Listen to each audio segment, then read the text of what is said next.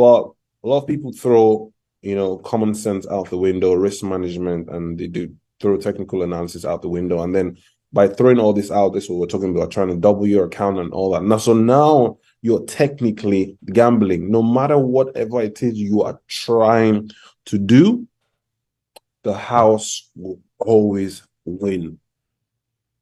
As long as you don't have your safety net and your circuit breakers and your helmet on, you're going to get shot in the head. Okay? You're going to get shot in the head. It's only a matter of time. Like, you're not Mario. Even Mario gets shot in the head from time. He gets slipped. He gets thrown the pill, and then he just goes off the track, right? Yeah. So I don't care how fast you think you are. I don't care where you think you got your information from. I don't care about what robot or whatever mentor you got. If you're on that account doubling thingy, because what actually happens is this. Now let's talk about things more technically, right? Mm-hmm. You have to understand that the market only trends 40% of the time. So the remaining 60% of the time, the market is ranging. Now, what tends to happen is most people come into the game and they're demoing and they tell you to demo. And that's why people make money on the demo account, because they're demoing whilst the market conditions are favorable.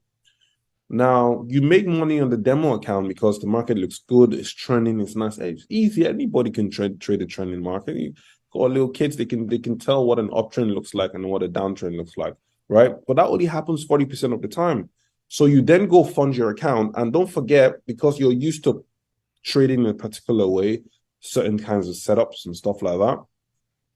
And then you go into the real game, you can still get lucky. People still get lucky, whereby the market is still trending and stuff like that. But the moment, so you've doubled from 1K to 2K, from 2K to 4K, from 4K to 6K. Don't forget that 40% of the time is starting to reduce. We're about to get into some serious, crazy market conditions. You're flipping, you're good. And the moment you get into very uncertain territory, what starts to happen? The losses start to come in. Now, in order for you to take your account from 1K to 2K, from 2, so for you to be doing that, you're definitely risking a significant amount of your capital. So you've been lucky. You've taken your account from 1K to 10K. And don't forget, anybody who takes their account from 1K to 10K doesn't understand the psychology behind trading. So most definitely, they're not making any withdrawals, right? So don't get me wrong. You will get lucky, because people are going to be like, well, I tried it. That's how the game goes. I've been doing this 12 years. I've been there, done that, bought a t-shirt. It happened to me. You know what I mean? Like, anything I tell you is I speak from I speak from a standpoint of many stop losses. You know what I mean? From the standpoint of many stop losses, right? So yeah, and then you're flipping, and then you get to 10K, and then you start to get into very unfamiliar territory, and whereby the market is just not interested in trending. And for every trade you get into, the market just doesn't give you that 100 pips anymore. It just keeps snapping back, and then you're hitting the stop loss, and then you start getting frustrated, and you lose some money. And then what happens when you lose some money? You want your money back. When you want your money back, you go into revenge trading, and then you panic, and then it's gone. Yeah. That's exactly what happens. So that's always the cycle. I mean, you're a pretty famous guy when it comes to trading. I'm sure you get the messages all the time. I was doing so well. I did this. I was doing so well, but I don't know what happened. And then he was gone. Man, that's my Right? journey. That's my journey, bro. Like, that's what I had to realize, that, that there is something I don't know. There is something I don't know, because when it's good, it's good. And when it's bad, it's horrible. You know what I mean? Like, there's something I don't know. And so hearing you say that, honestly, bro, it really shines a light on a lot of things that I was going through.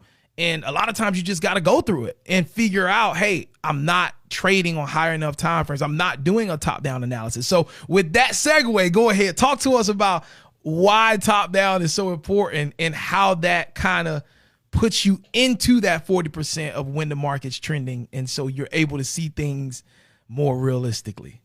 So, I mean, obviously, you do that long enough. So I used to try and trade the news all the time. So you come into the game with your first 12 to 24 months, you're everywhere. You're trying to take $800 because you don't really have that much. And I was very young, I was 17, 18, stuff like that. So I think it was my second year into trading. I was like, man, and you guys are actually lucky now. I don't know, most people watching this probably been in the game 4 years. So 4 years ago was 2019. Yeah. Wow. 4 years ago was 2019. 2019 is just yesterday, man. So 4 years ago, I mean, like I've been out here 12 years ago. Like, so 12 years ago, we were battling with freaking indicators, right? That was our problem. So, memories, bro. Indicators, and then we'll pay so much for them. Pay so much. Companies that sell them for $2,500, different trading rooms, and stuff like that. One day I woke up, I was like, man, this indicators. There was one where I had to draw the line was I bought one indicator that used to tell me where to sell and where to buy. And you know what happened? So one time he told me to sell, I sold, and then the market continued going up. So I came back to check, and guess what? The sell wasn't there again. So it's called a repaint indicator, right? So historically, it looks like it was correct. Because if you look back, it puts its buy and sell at all the major turning points. But in real time, it repaints. If it says sell and the market doesn't sell off, it just goes away. And then when the market does sell off, it just puts a sell there. So when you're testing it out. I just want to say, bro, you're everything that I've faced on this journey. It's been 3 years. You are speaking about it right now. You get these like courses and you get these mentors that they're showing you through back testing how this indicator lines up perfectly when the trade moves your way. And then in real time, you're like, wait, but it never works for me. And that's why. No, it never works. It actually never works and then they just sell it to you and they just keep it pushing. So got rid of that phase, and then I was fortunate enough to be shipped off to the UK. Now, whilst I'm in the UK, I am still kind of like trying to find my feet. So I went there for sixth form. So something called sixth form in the UK, so like A levels and stuff like that. So whilst I'm doing my A levels, so there's a city called, obviously you're familiar. So I used to go to school in a city called Coventry. Now, Coventry was 55 minutes away from London, right? Now, London is actually, so Canary Wharf is a place Canary Wharf is what Wall Street is to New York, right? It's the financial, obviously, capital of Europe. So the US, Wall Street is known for having the biggest stock market in the world. Canary Wharf, London, is known for FX. So that's the heart, you understand, the heartbeat of FX. That's where all the orders flow through and everything. And all the big banks have their HQs there. JP Morgan, Goldman Sachs, Bank of America, Merrill Lynch, Nomura, everybody's there, right?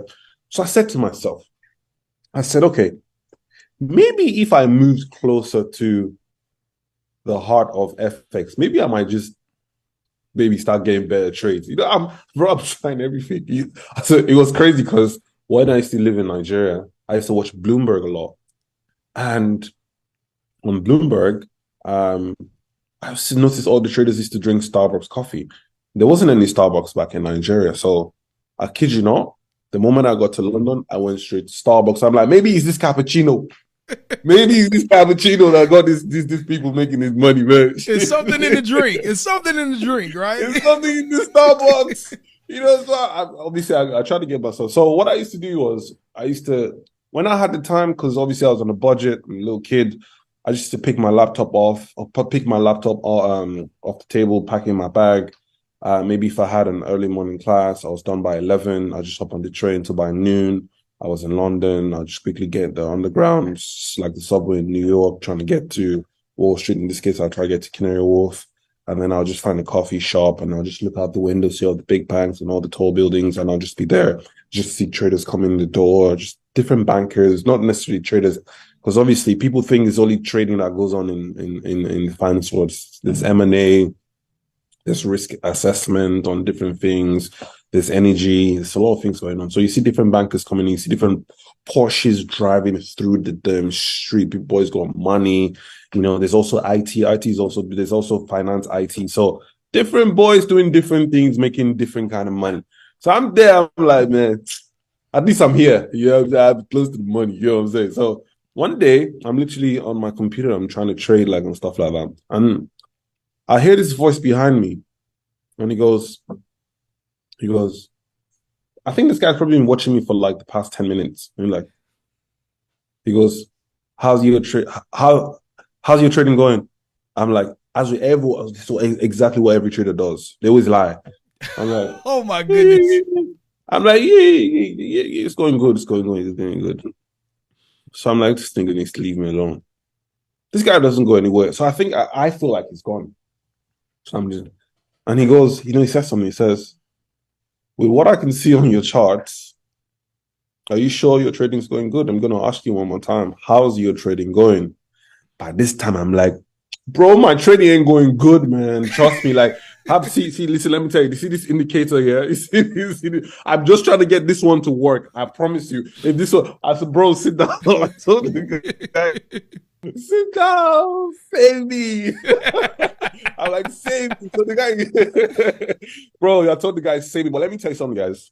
That was the best thing I did. That guy to save me. So, obviously we exchanged contacts and everything. Turns out that he was a senior FX trader at Goldman Sachs. Wow. Big boy, really, really, really big boy. He's, I think, vice president now.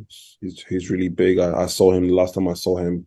He was actually out in Dubai. We were playing golf together. Obviously, he's proud of me now, making a lot of money, but we keep in touch from time to time. Anyway, so the guy starts talking to me like, but he's been seeing a lot of these Forex brokers and a lot of these Forex seminars and stuff like that. And it's just so unfortunate, what exactly is going on, because these people are just stripping everybody off. I'm like, really? Like, yeah, you don't need all this. So what he did for me was he helped me declutter the whole thing pretty much, and he pointed me in the right direction. And obviously that's what led me into the top-down analysis. So from him, I started to understand that lower time frame trading is very dangerous for you and for your mental health, for your trading health as well. That's facts. Really bad. Indicators don't work. I said even this one. I said even this one I just bought this one. I usually don't working like that. No. Forget about every bro. I had 560 indicators. 500. I used to have an old computer, 560. So now we're talking about 2013 into 2014, like early 2014. So it was from then, and obviously, I had to pay him